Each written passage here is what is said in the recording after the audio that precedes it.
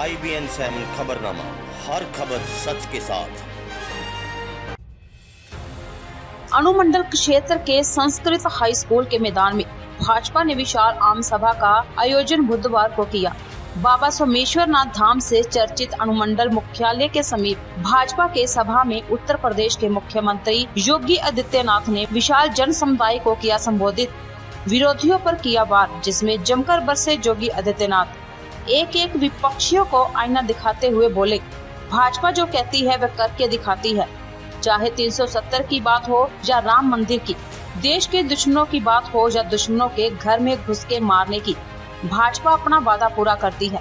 योगी ने कहा, विपक्षी 10 लाख का लॉलीपॉप लेकर घूम रहे हैं। जब 15 वर्ष उनकी सरकार रही तो घर घर में माताओं को LPG गैस का कनेक्शन क्यों नहीं दिया गया? घर घर में सुलभ शौचालय क्यों नहीं दिया? किसानों को साल में आर्थिक मदद क्यों नहीं दी? 22 और 24 घंटे बिजली की व्यवस्था क्यों नहीं किया? जब माननीय प्रधानमंत्री मोदी जी और माननीय मुख्यमंत्री नीतीश कुमार जी की सरकार आई तो अपना सारा वादा पूरा करने हेतु प्रयास किया और धरातल पर उतारा भी। इन 15 सालों के विकास में हमने बिहार में विकास करके भी दिखाया। योगी आदित्यनाथ ने कहा, जब हम लोकसभा इलेक्शन में आए थे तो कुछ पत्रकार बंधु पूछे थे, मंदिर वही बनाएंगे और तारीख नहीं बताएंगे। मैं उनसे कहना चाहता हूँ, मंदिर की नींव भी रख दी है और तारीख भी लेकर आया हूँ। सरकार ने उनको रहने और खाने के साथ मेडिसिन की व्यवस्था भी करवाई है।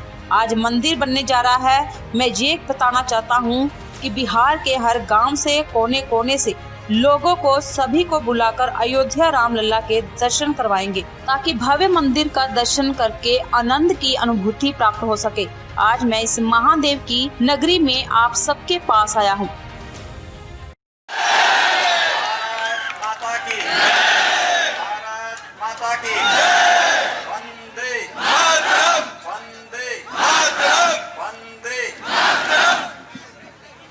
आपके लोकप्रिय नेता, यहाँ से लोकप्रिय सांसद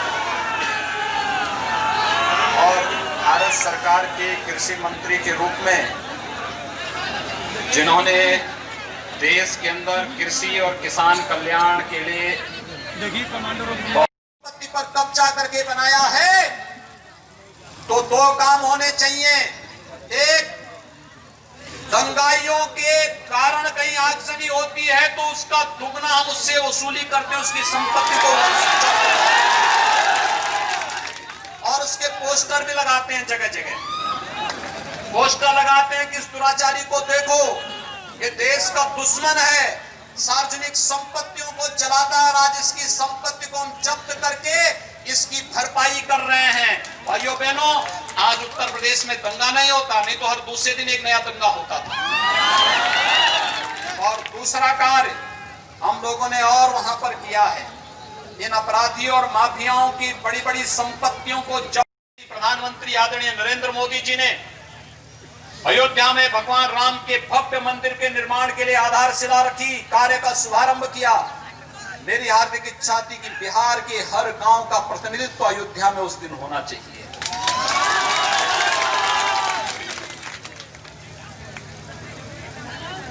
लेकिन भाइयों बहनों, चाहते हुए भी वैश्विक महामारी कोरोना से जूझते हुए हम लोगों ने चाहते हुए भी ये कार्य नहीं कर पाए। लेकिन कोरोना से वर्तमान की लड़ाई को लड़ते हुए लोकतंत्र की इस लड़ाई को मजबूती के साथ आगे बढ़ाना है। और मैं आप सबको कहने के लिए आया हूं, भाइयों बहनों, आज बिहार विकास और सुशासन के जिस नए एक मॉडल के साथ नीतीश कुमार जी के नेतृत्व में काम कर रहा है, यही बिहार की पहचान है। याद रखना, 15 वर्ष पहले इस बिहार को अराजकता की भेंट चढ़ा दिया गया था। बिहार के नौजवानों के सामने पहचान का संकट खड़ा कर दिया गया था। जाति के नाम पर, वंशवाद की राजनीति के नाम पर बिहार को अपना प्रत्याशी बना करके आपके बीच में भेजा है। भाइयों बहनों, इतनी भारी संख्या में आप सब यहां पर आए हैं और आपका जो उत्साह है ये भी बताता है कि हम लोग अब जाति, मत और मजहब से ऊपर उठ करके विकास के पथ पर अग्रसर होकर के क्योंकि काम तो मोदी जी के नेतृत्व में और नीतीश कुमार जी के नेतृत्व में हो रहे हैं, निरंतर आगे बढ़ेंगे।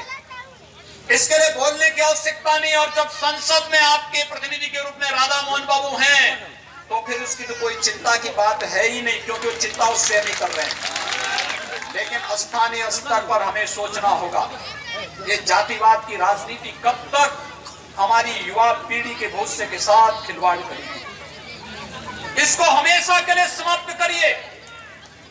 वंशवाद की राजनीति अब नहीं पनपने देंगे, क्योंकि 15 वर्ष पहले जिस अराजकता को, जिस जंगल राज को बिहार ने झेला है, उसने बिहार के सामने पहचान का संकट खड़ा किया।